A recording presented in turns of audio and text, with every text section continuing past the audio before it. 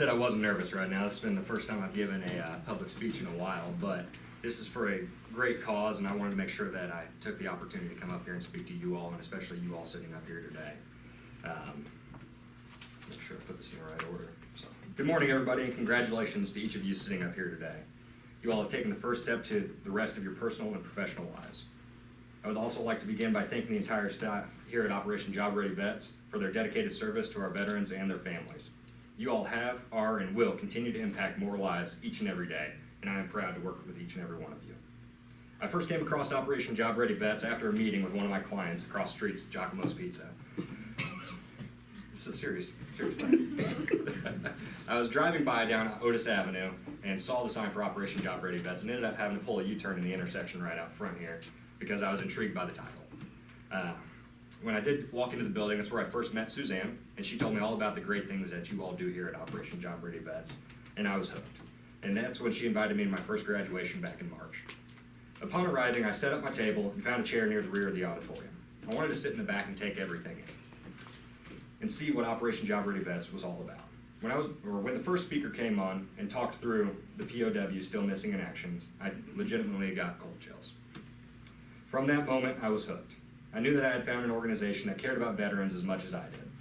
Since then, I haven't missed a graduation. Each time I attend, I get to meet great people and hear their stories, such as you all.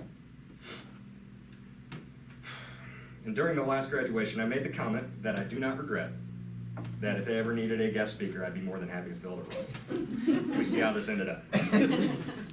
During the last few graduations, I've sat in my chair and I've listened to many incredible guest speakers and heard their stories, how they've impacted their communities, and how they've helped veterans across Indiana. They all stood here and spoke about their experience and how they got to where they are today. Today I wanted to try something a little bit different. I wanted to do something a little more personal and talk about my transition over the last 3 years since you all are starting that journey today. I wanted to make sure that we don't lose, I also wanted to talk about the importance of never losing sight of your goals, and I'll talk about you all sitting here today. So a little bit about me.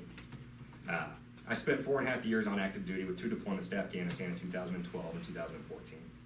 During that time, especially as part of the lower enlisted, some of my leadership and some of others' leaderships weren't the most supportive, as many I'm sure can relate to. Especially when it came to soldiers transitioning out of the Army. Over the years, you hear things along the lines of, you'll never amount to much. You don't have a college degree, so you'll always turn burgers at McDonald's. And these are things that I did hear and were said to me at times. You'll never find a job, you'll never amount to much. Just to name a few. After enough times of listening to this, you begin to question yourselves and truly wonder if getting out is the best idea. And I will tell you what, as strong of a person as I am, and as strong as many people that I know are, this was a very uncertain time during my life, where I questioned my decisions every day. Since joining the civilian workforce, I've definitely struggled my fair share. Much of what I endured could have been avoided if I would have taken the time to properly transition. During one of the last graduations, I believe John stood up here and talked about transition stress, which something that was a new term to me, but it made sense when he explained it. There is a lot of stress that goes into the transition period because you don't know what's going to happen next, and it's a very uncertain time for you. But know that you have each other in this classroom with you, and you have an organization of veterans out there that you can always reach out to, myself included.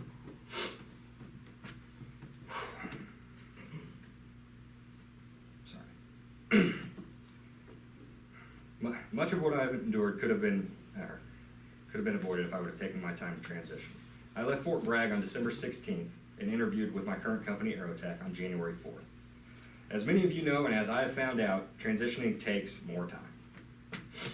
I can imagine that if I would have taken my time to adjust back into civilian life and taken my time to learn from an organization such as Operation Job Ready Vets, I could have avoided many of the roadblocks and headaches that my first 6 months brought me.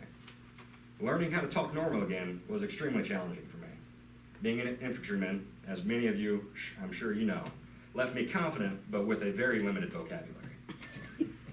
Through many developmental conversations with my first manager, Eric, I quickly learned how to communicate in a more professional manner, which I will tell you was very, very, very challenging for him, and God love the man for doing it. I also learned how to take feedback and implement it into my daily routine.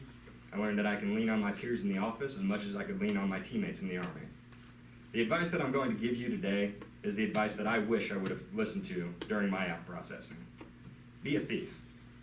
Not in a literal term, but any opportunity, any workshop, any speaker, anything that is offered to you to develop yourselves, personally or professionally, take it. If it is free, it is there for you.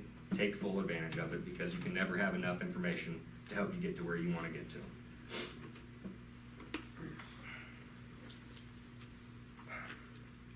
Sorry, I get a little emotional talking about this because I kind of go off speech a little bit. I mean, these last 3 years have been very challenging, without a doubt, because I left a world that I knew and I knew that I was very good at, and came into a very uncertain time in my life.